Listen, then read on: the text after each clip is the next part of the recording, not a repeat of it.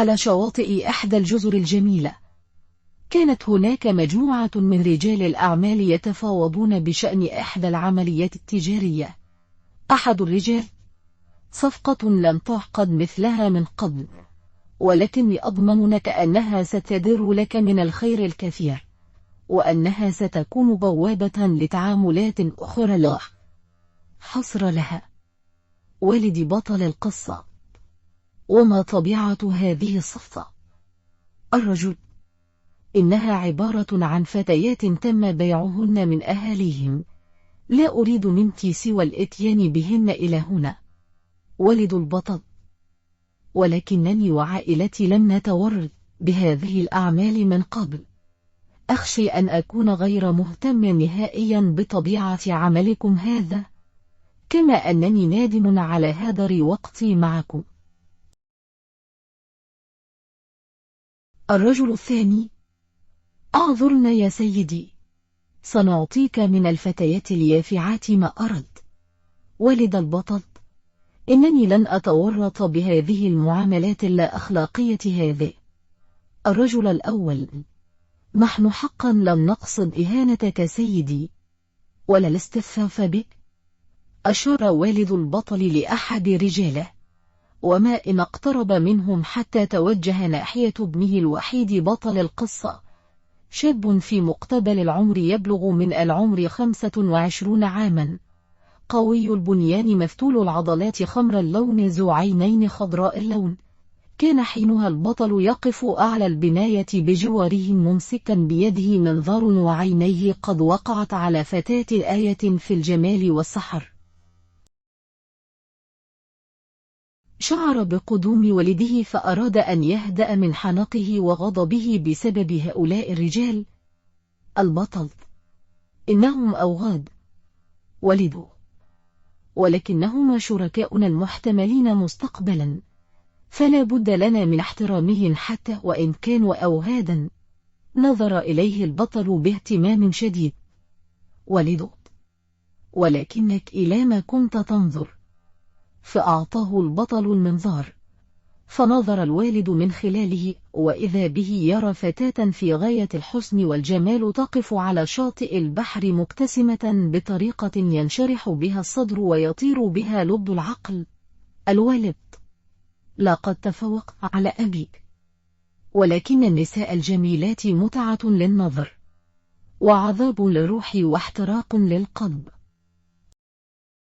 وقبل أن يكمل حديثه أكمله ابنه قائلا: وإنفاقا للمال.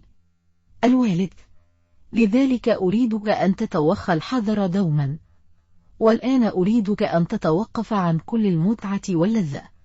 عليك أن تتحمل كل المسؤوليات على عاتقك، فيوما ما كل هذا سيؤول إليك ويصبح ملكا لك.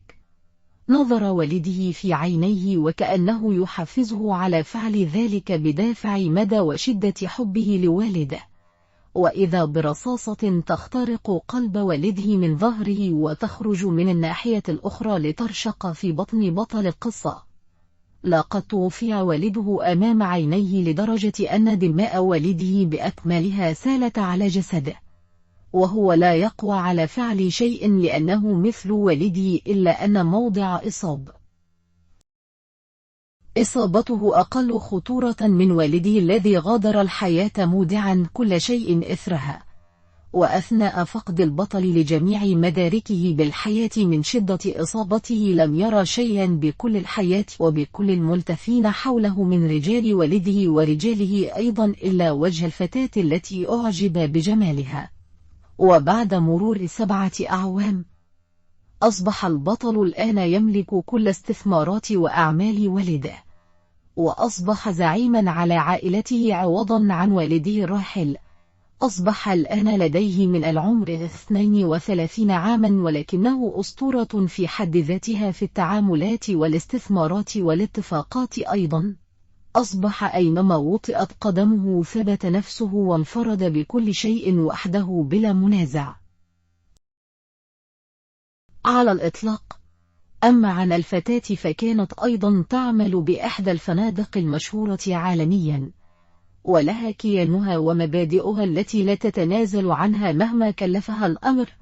كانت دوما تتصدى للجميع دون خوف من فقد أي شيء بحياتها. كانت ملتزمة بتعاليم دينها الإسلامي لأبعد الحدود، لا ينغص عليها طيب عيشها سوى شيء واحد، ألا وهو زوجها الذي كان دوما يهمشها ويعاملها بكل قسوة وجفاء. كانت الفتاة صغيرة في السن تبلغ 25، ولم يكن زوجها يرضيها بأي شكل ولا سمة. كان مغرم بفتاة عباء سرقت عليه قلبه، ولكن الفتاة كانت ترجو من خالقها أن يغيره. لأجلها كانت تتمنى أن ترى أبناءها منه لتهون مصاعب الحياة.